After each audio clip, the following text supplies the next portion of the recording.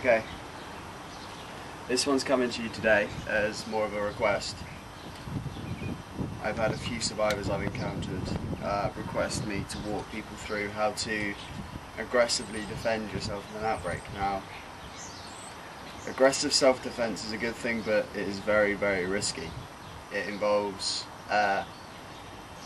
in most circumstances, it will involve you literally charging at a charging zombie. Now, that's going to cause injuries if you don't know what you're doing and you're not careful. So, I'm going to walk you through a few of the key things. If you're armed with a firearm, now the best thing you can do is never take your gun away from steady, and as you walk, fire each time you have the chance to take a good shot. That is aggressive self-defense. You're gaining ground and you're eliminating enemies. Now, the only thing you have to be careful with that is zombies behind you and zombies around you. If you're walking in a straight line, just firing in a straight line, you're clearing a path, sometimes. But they go close in behind you and you're going to be in trouble. So you want to be scanning in front of you, everywhere, the whole sort of 180-degree field in front of you, you need to be scanning. Now, if you're going to aggressively defend yourself, you do not want to do it if you're outnumbered too heavily. You might get away with doing it 1 against 10. You might. But being honest, I wouldn't run my risks against anything higher than 1 against 5. So, especially that's with a firearm. If I'm unarmed, or all I've got is a hand-to-hand, you know, 1 against 3 is the maximum, I'd say. Now,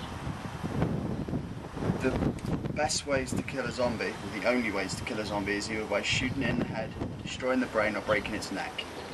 Now, it all involves this area of the zombie, which is a small target considering this is what you can aim at. So, you want to be as close as possible if you've got a gun to ensure you hit them.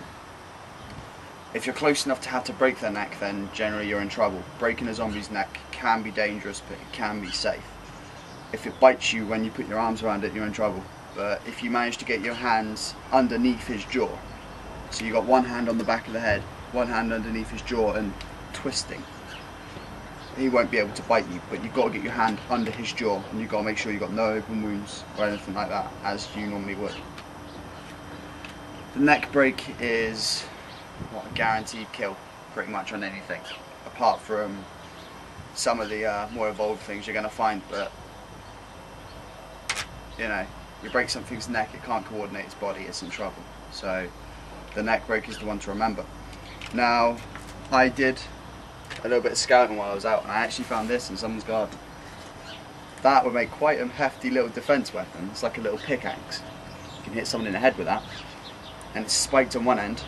It's not on the other though, but that is very light, and that would be a very effective zombie killing tool, because if you've got to destroy the brain, I'm pretty sure that if you hit someone hard enough, that would go through the head, especially a zombie.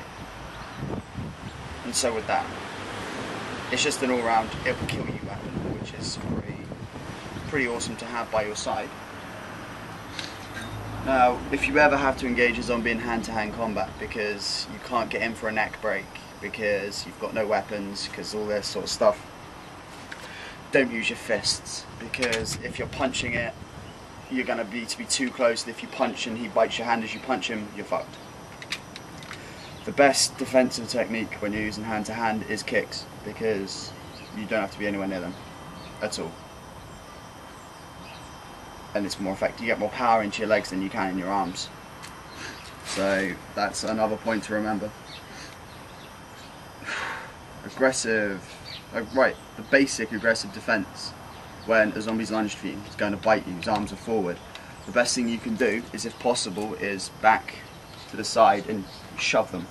You know, don't go anywhere near their heads. Just step out of the way and shove them on the floor. Crush their skulls. Nice and easy. In theory. In practice it won't be that easy, but zombies tend to lunge when they get near their target. They go slow and then they lunge. That's the dangerous part, the lunge. Now, you can counter that by stepping out of the way, hitting their hands. Whack their hands with a barrel of a gun, knock them aside, and you can push them and they're out of the way. If they lunge straight at you, jump back. If something's coming towards you, you don't go into it, you go backwards. You can either duck and throw them, but throwing something over your shoulder when it's trying to bite you and its head's by your back is not a good idea. But it's a measure, you can throw them. If something lunges for you, what I do is I kick it in the chest, but I'm wearing combat boots and I'm in full tactical gear, so I'd be able to pull it off. It's going to be zombie lunges, you boot them in the chest. Zombie doesn't know what to do, zombie probably folds in half and falls on the floor. But it's not going to be going forward anymore. If you put enough power into that kick, he's going to go backwards. He's going to be on the floor and you can run away. Or you can crush his skull and run away. Or crush his skull and run that way. There's so many different possibilities that you have to cover. But it all comes down to just knowing what to do and not getting too overconfident. You need to know that sometimes aggressive self-defense cannot be used because it's too risky. Now, people will say, well, what about if you know you're going to die, you've been infected? What do you do then? In that case, you break as many of the necks as possible. But if you're following as much survival points as possible, that won't be it won't be an incident, because you won't get infected, because you'll know how to act, how to defend yourself. So I think that's all there is to cover on aggressive self-defense.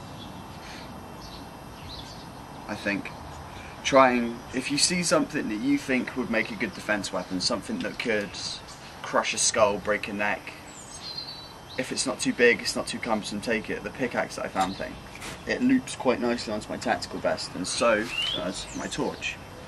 They're in quick arm's reach, put them out nice and easy. I'm not going to lose them, and they don't take up any extra space. They do bang when they run, but that's not a factor. You can hold them out of the way and you can go. Survival knives aren't really that useful. Survival knives are good to have with you, but they aren't that practical unless you stab them in the head, and it's a bit risky stabbing someone in the head when it's trying to bite you. The general rule of house is don't get these anywhere near their heads if it can be helped, because their head is effectively their weapon. So,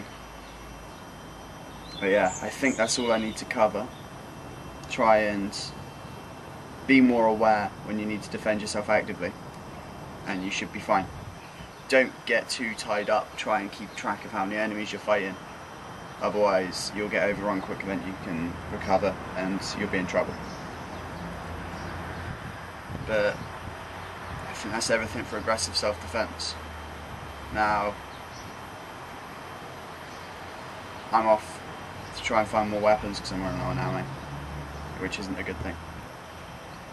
So, take care, make sure you survive.